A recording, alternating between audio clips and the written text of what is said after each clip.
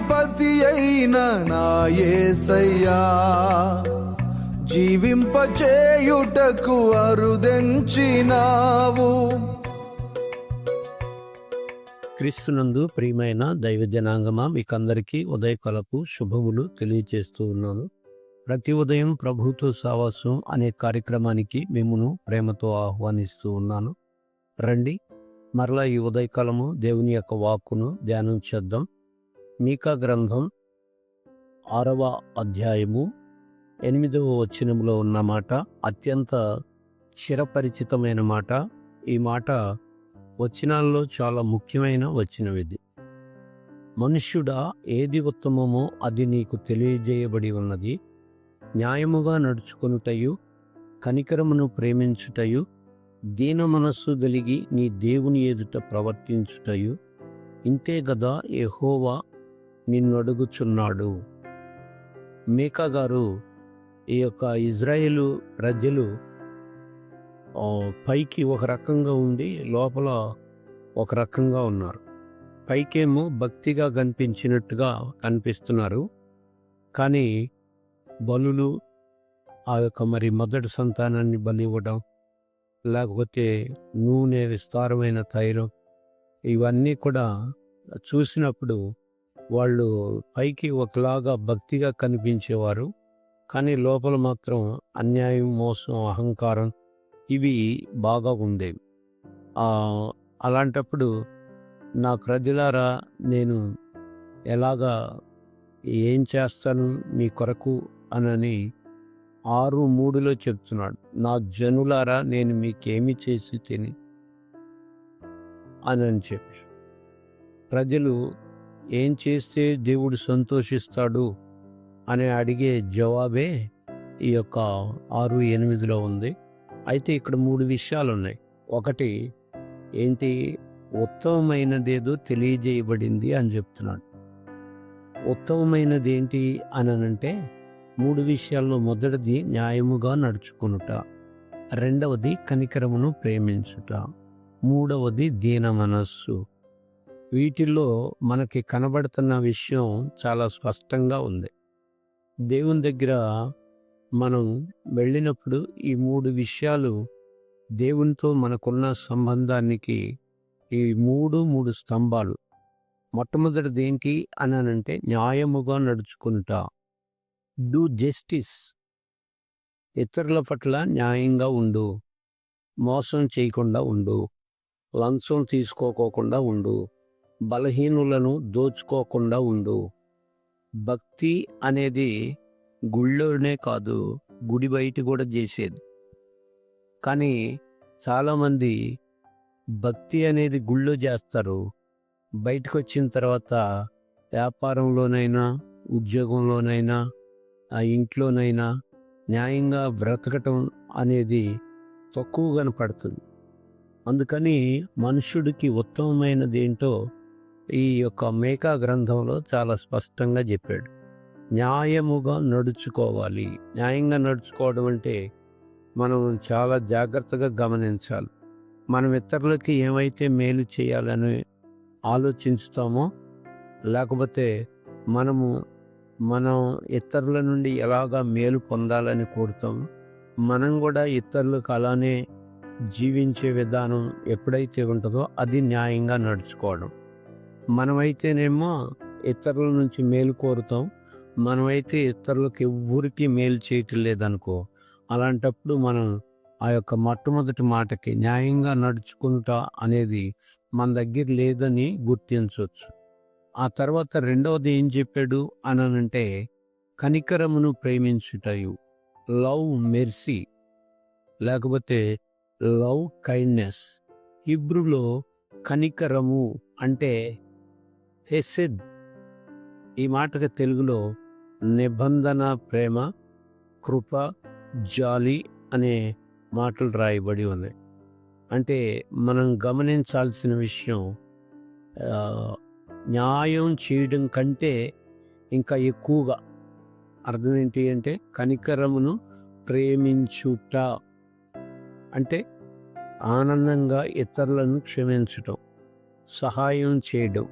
ఇది హృదయానికి సంబంధించింది, మనం గమనించాలి. ఆ తర్వాత మూడవది దీన మనస్సు కలిగి నీ దేవుని ఎదుట ప్రవర్తించుట.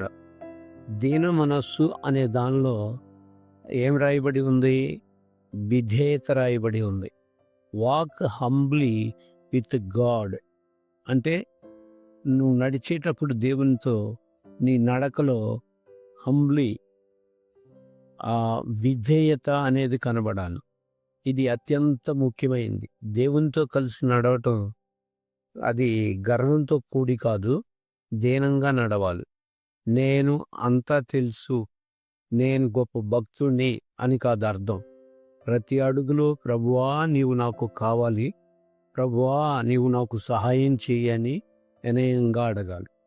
ఈ మూడు మాటల్లో ఒకటే వచనంలో ఉన్నాయి కదా. మొదటిది న్యాయముగా నడుచుకొనుట అంటే మనుషులతో నీ ప్రవర్తన ఎలా ఉందో చూసుకోవాలి. రెండవది కనికరమును చూపుట, మనుషుల పట్ల నీ హృదయం ఎలాగా ఉందో చూసుకోవాలి. మూడవది దేవుని పట్ల నీ వైఖరి ఎలాగా ఉంది. దీన మనస్సు కలిగి దేవుని ఎదుట ప్రవర్తించుట, ఇంతే కదా యెహోవా నిన్ను అడుగుచున్నాడు.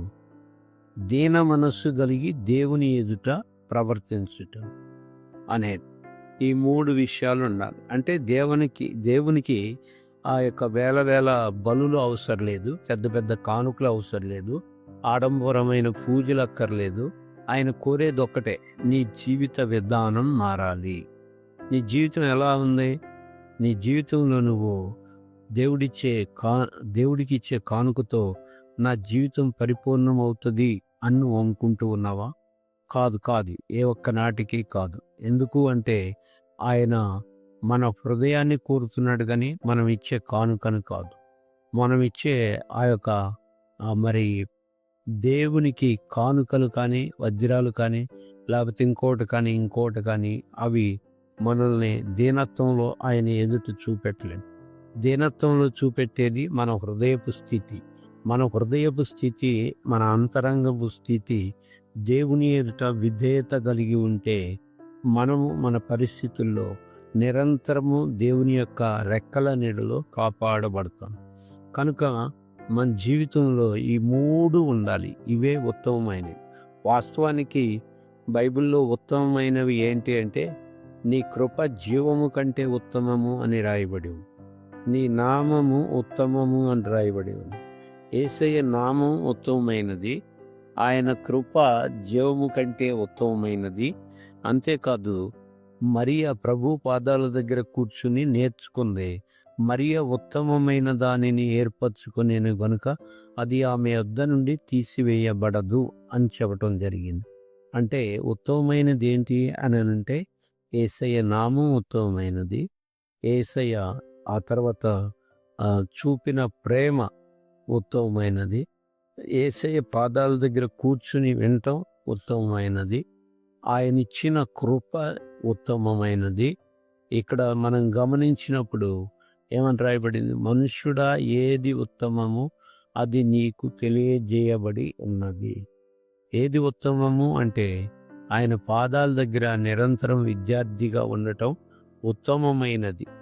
ఆయన పాదాల దగ్గర ఎప్పుడైతే మనము మన జీవితాన్ని పూర్తిగా సమర్పణ చేసి కనబడతామో అలాంటి పరిస్థితుల్లో దేవుడు మన జీవితం ద్వారా గొప్ప కార్యాలు చేస్తాడు. ప్రియమైన దేవుని బిడ్డలారా, గమనించాలి. ఈ మూడు విషయాలు మనము దేవుని ఎదుట నమ్మకంగా బ్రతకగలిగితే ఖచ్చితంగా దేవుడు మనల్ని, మన పరిస్థితులన్నిటినీ కూడా ఆయన చూచే దేవుడుగా ఉన్నాడు, ఆశీర్వదించే దేవుడుగా ఉన్నాడు, ఆయన మనల్ని కనుగొనే దేవుడుగా ఉన్నాడు. ప్రియమైన దేవుని బిడ్డలారా, గమనించండి. దేవుని యొక్క సన్నిధానానికి వచ్చి ఆయన సన్నిధానంలో ఎదుగుతున్న మనము మన జీవితాల్లో ఖచ్చితంగా దేవుడు ఏదైతే ఉత్తమమో అని చెప్పాడో అది మనం పొందుకోవాలి. మొట్టమొదటిది న్యాయముగా నడుచుకునుట, రెండవది కనికరమును ప్రేమించుట, మూడవది దీన మనస్సు కలిగి నీ దేవుని ఎదుట నడుచుకొనుట. కనుక మనం ఎలా నడుస్తున్నాం? మనం ఎలా న్యాయాన్ని చూపెడుతున్నాం, మనం ఎలాగా కనికరాన్ని ఇతరుల పట్ల చూపెడుతున్నాం, ఈ విషయాలు మనం చెక్ చేసుకుంటే ఉత్తమమైన దానినే మనం అనుసరిస్తాం, ఇతర విషయాల్ని అనుసరించు. కనుక మనం మన జీవితంలో దేవుడిచ్చిన ఆ యొక్క నామమును బట్టి దేవునికి స్తుతి చెల్లిస్తూ యేసయ్య నామంలో ఈ మాటలు దీవించబడును గాక. ఆమేన్. ఈ దినమంతా దేవుని యొక్క కృప సమాధానం తోడయండి నడిపించును గాక. ఆమేన్. ఆమేన్. ఆమేన్.